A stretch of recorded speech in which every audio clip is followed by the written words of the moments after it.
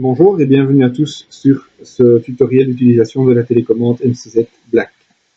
Donc, simplement quand vous recevrez votre télécommande, le remplacement des piles se fait ici avec le petit capot qu'on ouvre, qu'on peut refermer. Alors, derrière la télécommande, vous avez donc simplement le bouton pour allumer et éteindre l'appareil. Donc, on voit ici, il n'y a aucune donnée dessus. Si j'appuie sur le bouton et je garde le bouton appuyé, clac, le poêle s'allume. Chaque fois que vous allez utiliser votre appareil, quand vous allez faire des modifications sur la télécommande, un bip se fera entendre, excepté quand vous changez la température, mais pour le reste, vous aurez toujours un bip qui vous prévient que les modifications ont bien été enregistrées. Donc quand vous allez mettre les piles dans l'appareil, vous allez avoir ici l'heure qui va clignoter. Simplement avec le flèche du haut et du bas, vous allez régler l'heure, et puis vous allez appuyer sur Enter pour valider. Vous allez régler les minutes, vous allez appuyer sur Enter, vous allez avoir l'heure complète qui clignote, vous appuyez sur Enter. Ensuite, vous allez avoir le jour, vous sélectionnez le jour, ce sont les débuts des jours en anglais. Donc, vous sélectionnez le jour, puis vous appuyez sur Enter. Au niveau du fonctionnement donc, de la télécommande, je vais vous expliquer comment utiliser votre poêle. Donc la première fonction que je vais utiliser, c'est le bouton ici, qui est un bouton rond. En fait, c'est un bouton qui va vous servir à régler la ventilation. C'est un petit moyen mnémotechnique assez simple que je donne et qui marche pas mal, mais c'est un rond comme un ventilateur qui tourne, donc c'est assez facile de comprendre. Donc quand vous allez appuyer sur ce bouton, on va vous proposer de régler le ou les ventilateurs. En fonction du poêle que vous allez acheter, vous aurez 1, 2, voire 3 ventilateurs, et vous pouvez régler individuellement la puissance de chaque ventilateur. Après les ventilateurs, vous avez la fonction Sleep qui vous est proposée. Donc si j'appuie ici, c'est un modèle 3 ventilateurs. On me propose donc le réglage du premier ventilateur, on me propose le réglage du deuxième ventilateur, on me propose le réglage du troisième ventilateur. J'appuie et là on me propose la fonction Sleep. Alors la fonction Sleep, ce n'est pas une programmation, simplement si avec la flèche du haut ou du bas je modifie, je vais avoir en fait la possibilité de programmer une seule extinction du foyer. Donc ici par exemple, si je mets 15h ou 16h, à 16h, donc il est 15h11, à 16h le poêle s'éteindra. Point. Il ne se rallumera pas, il ne se passera rien. Et on voit que cette heure revient sur le clavier. Si je veux annuler cette opération, je reviens sur ma fonction sleep en appuyant sur le ventilateur, je diminue l'heure et la fonction s'éteint. Et donc à ce moment-là, quand le foyer va fonctionner, eh bien, le sleep est enlevé. Voilà.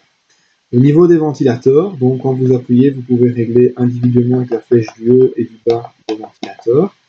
Donc chaque ventilateur peut être ajusté en fonction de la puissance que vous souhaitez, ce qui vous permet de décider l'orientation des ventilateurs.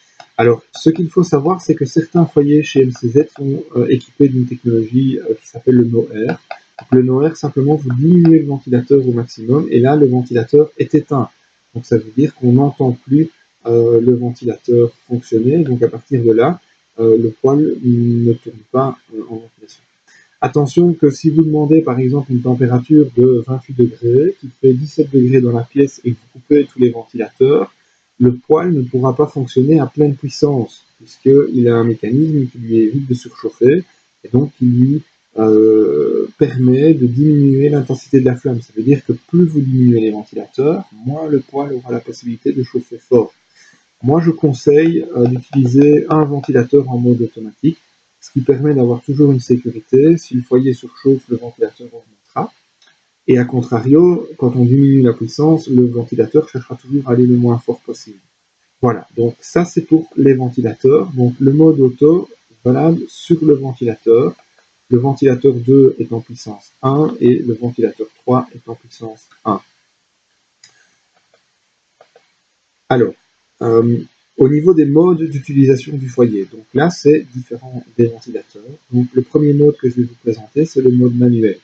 Alors le mode manuel, il se différencie des autres modes sur l'écran assez facilement, parce qu'en réalité, quand vous allez passer dans d'autres modes, vous allez avoir la température que vous demandez qui va s'afficher ici. Donc là, vous avez les 26 degrés qui fait actuellement dans notre pièce, et ici, on voit qu'on est en mode manuel. Alors, le mode manuel, vous avez aussi ici sur le côté gauche, une petite graduation, vous pouvez augmenter, diminuer, donc on va jusqu'au maximum. Alors cette graduation correspond à la puissance de l'appareil demandé. Donc là par exemple je suis en puissance 1, je passe en puissance 2, je passe en puissance 3, puissance 4 et puissance 5. Il y a 5 puissances sur les foyers MCZ. Ces 5 puissances correspondent aussi, donc si un jour vous cassez votre télécommande, sur le côté de votre foyer ou derrière le foyer, vous avez un petit écran de secours. Et sur cet écran, vous avez minimum, maximum et médium.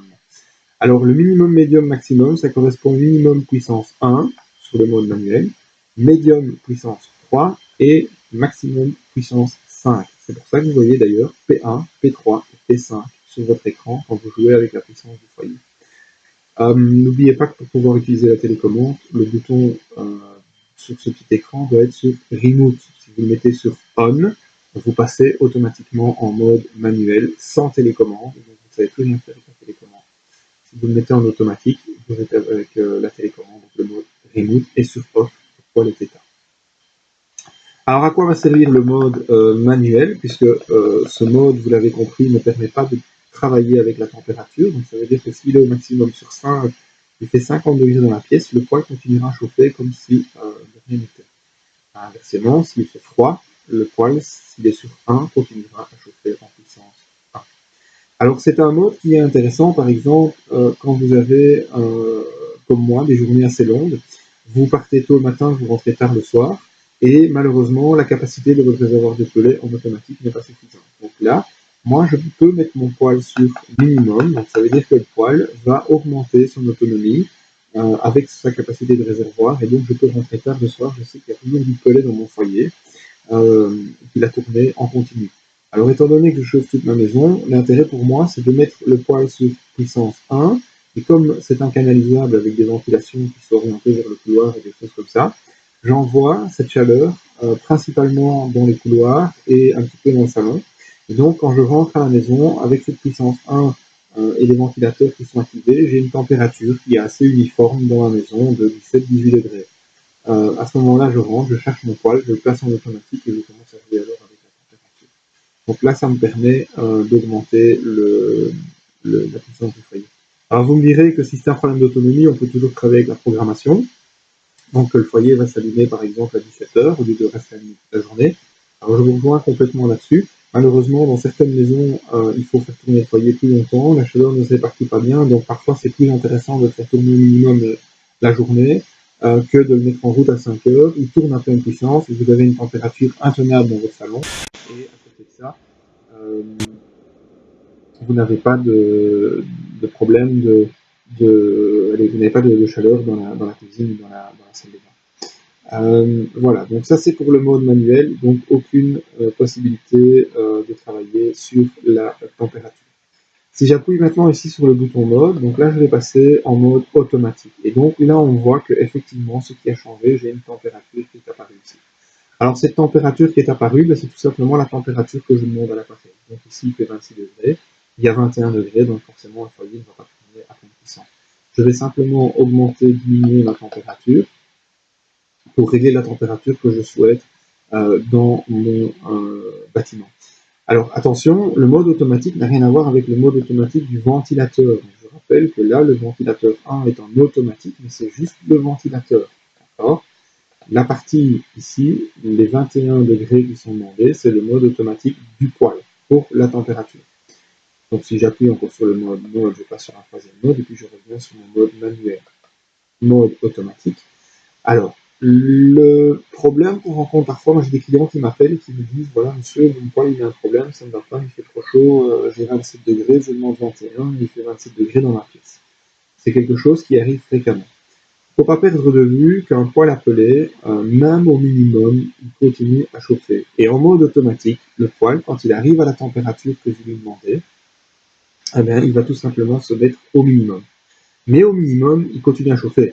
Et donc, si vous avez pris un appareil qui est parfois surdimensionné, parce que malheureusement, certains clients choisissent d'acheter des foyers sans être conseillés, ou tout simplement vous avez été mal conseillé par votre revendeur, il n'a pas fait attention à la puissance minimum de l'appareil et vous vous retrouvez alors avec des foyers qui sont surdimensionnés et donc qui chauffent trop. Et quand vous êtes par exemple au mois d'avril et que vous avez une température extérieure qui est de l'ordre de 12 ou 15 degrés, il fait très doux dehors, vous avez besoin de chauffer un peu votre pièce mais pas forcément beaucoup, la température va vite monter dans la pièce et donc quand le poêle va se mettre au minimum, eh bien même en étant au minimum, étant donné qu'il fait encore peut-être 2 ou 3 kW, la température continue de grimper. Alors ce qu'on peut faire et qui est assez intéressant chez MCZ, c'est qu'on va activer le mode éco. Donc vous allez simplement garder le bouton mode appuyé et le foyer, clac, va passer en mode éco. Alors, quand vous êtes en mode éco, qu'est-ce qui change? En gros, la gestion du foyer est la même. Donc l'aspect montée diminuer la température est exactement la même. Par contre, si mon foyer, je lui demande 21 degrés et qu'il fait 26, il va se mettre au minimum, classique. Et en fonctionnant au minimum au bout d'un certain laps de temps, en général 5 minutes, s'il se rend compte que la température ne diminue pas, continue de grimper, il va s'éteindre. Il ne se rallumera que si la température dans la pièce est de 2 degrés inférieure à la température que vous lui demandez. Ça veut dire que si par exemple on est au mois d'avril, que vous placez votre appareil sur 19 degrés, qui est une température de sécurité pour vous, que vous avez des baies vitrées dans votre maison et que le soleil donne bien dans les baies vitrées et que la température monte, eh bien votre foyer ne s'allumera pas. Par contre, la nuit, imaginons, la température chute, il fait maintenant 15 degrés dans votre living, le poêle va de lui-même s'allumer tout seul et réchauffer votre pièce, ce qui veut dire qu'il va vous garantir une température.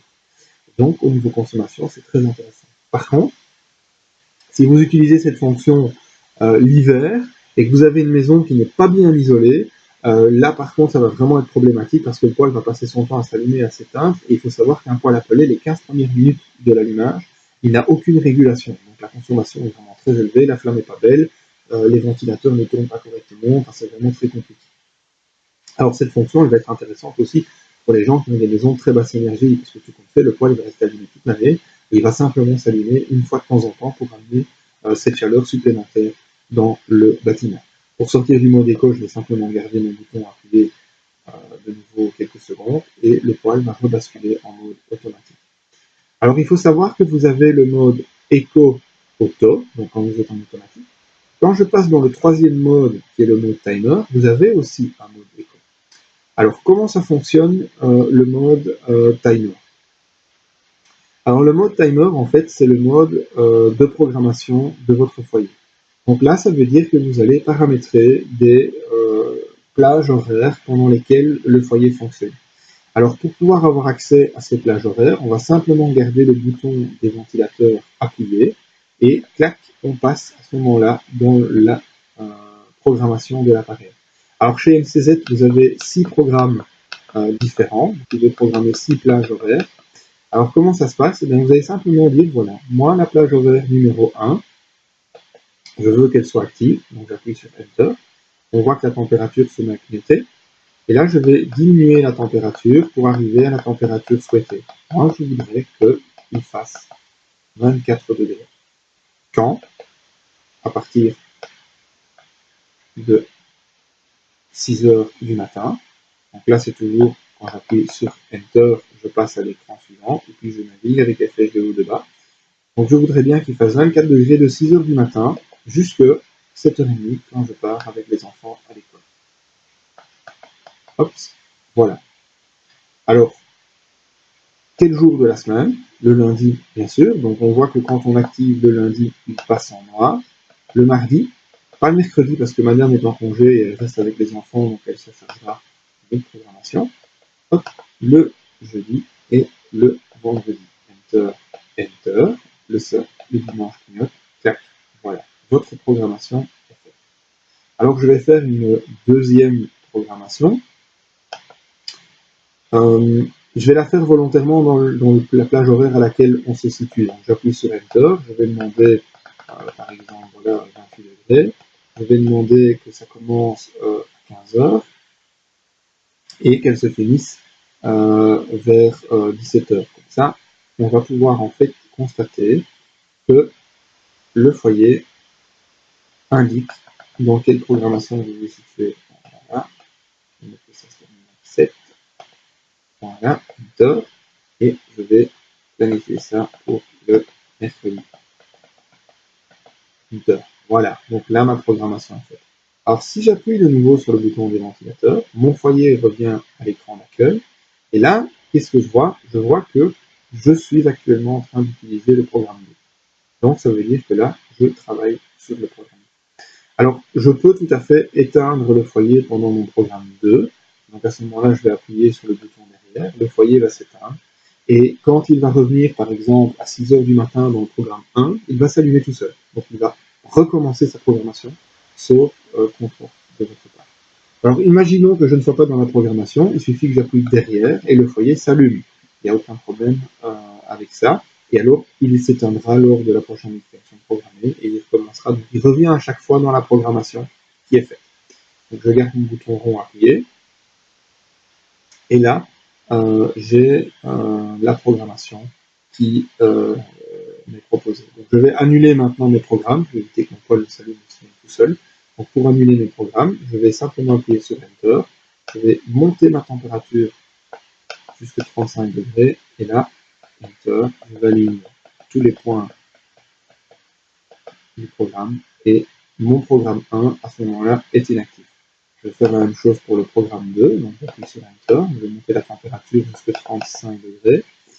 Je valide tous les points de ma programmation. Donc là, mon programme 2 n'est pas fait. Et alors, on remarque que quand je reviens en arrière, le programme 2 n'est plus actif, parce que j'ai enlevé la température. Okay. Alors, quand je suis dans le mode timer, si je garde le bouton mode appuyé, clac, il passe en mode écho. Et en fait, là, en mode écho, ce qui est assez intéressant, c'est que si je garde le bouton appuyé, voilà. Vous passez alors à ce moment-là en mode timer echo. Ça veut dire que si je fais mode timer echo on, je reçois echo 1, echo 2, echo 3, echo 4, echo 5, echo 6. Et donc là, en fait, j'ai de nouveau 6 programmes supplémentaires que je peux utiliser en mode echo timer. Donc ça veut dire que le poil, si par exemple je lui mets echo timer de 6 h à 7 h 30 du matin, 20 degrés, s'il fait 22 degrés dans la pièce, il ne s'allumera pas. Il va tout simplement rester éteint et pendant la programmation, si la température est atteinte, il va s'éteindre. Alors par contre, ce qu'il faut savoir, c'est qu'en dehors de cette programmation, il ne s'allumera pas tout seul. Donc par rapport au mode automatique qu'on a vu tout à l'heure, là il s'allume n'importe quand. Ici, il ne pourra s'allumer que dans les plages de programmation que j'aurai définies. D'accord? Donc pour pouvoir sortir du mode Echo, je vais garder le bouton appuyé, il va m'enlever le mode Echo. Voilà, il repasse en mode timer. Et si j'appuie de nouveau sur mode, je suis revenu en mode manuel, automatique et timer. Voilà. Alors, j'ai essayé de vous présenter ceci de la manière la plus brève possible et la plus simple possible. Si vous avez des questions, il ne faut surtout pas hésiter à nous contacter ou venir directement dans notre forum qui se situe à Jambes. On peut volontiers vous expliquer sur un des appareils qu'on a en expo comment le foyer fonctionne. Alors, ce que je vous ai montré aujourd'hui, ça fonctionne aussi pour la télécommande blanche, qui est identique à la télécommande noire. Et pour tous les autres foyers, vous pouvez nous envoyer un mail, nous contacter, et on peut vous fournir un mode d'emploi de la télécommande ou d'autres informations. Voilà. Si vous avez des questions, n'hésitez pas à nous contacter. Donc, disons tout à l'heure, à Jambes, et à bientôt.